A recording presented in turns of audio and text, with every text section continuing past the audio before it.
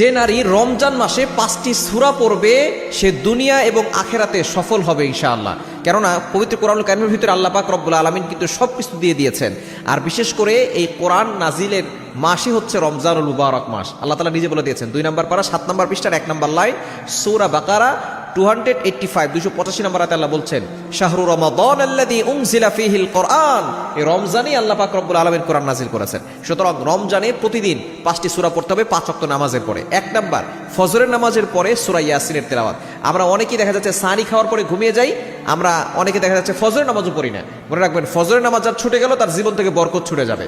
যে ব্যক্তি ফজরের নামাজের পরে সূরা ইয়াসিন তেলাওয়াত করবে আল্লাহ পাক রব্বুল আলামিন ওই ঘরের ভিতরে বরকত দান করবেন, অভাব দূর করবেন, কষ্ট দূর করবেন, ওই সকল দুশ্মন থেকে আল্লাহ পাক রব্বুল আলামিন হেফাজত করবেন যারা তাকে ক্ষতি করতে চাচ্ছে।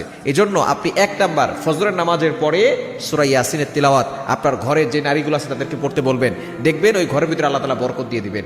2 নাম্বার জোহরের নামাজের পরে সূরা ফাতাহ, ইন্না ফাতাহনা লাকা ফাতহাম মুবিনা, এই সূরা যদি আপনি জোহর নামাজের পরে পড়েন আল্লাহ পাক রব্বুল আলামিন আপনাকে বিজয় দান করবেন।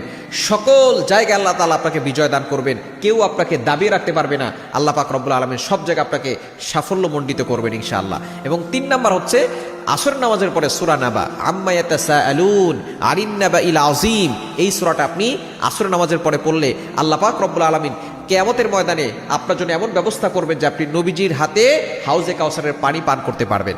এবং 4 নাম্বার হচ্ছে মাগরিবের পরে সূরা ওয়াকিয়া, যে ঘরে সূরা ওয়াকিয়া মাগরিবের পরে পড়া হয় ওই ঘরে আল্লাহ পাক রব্বুল আলামিন অভাব দূর করে দেন, তার রিজিক নিয়ে কোনো টেনশন করতে হবে না।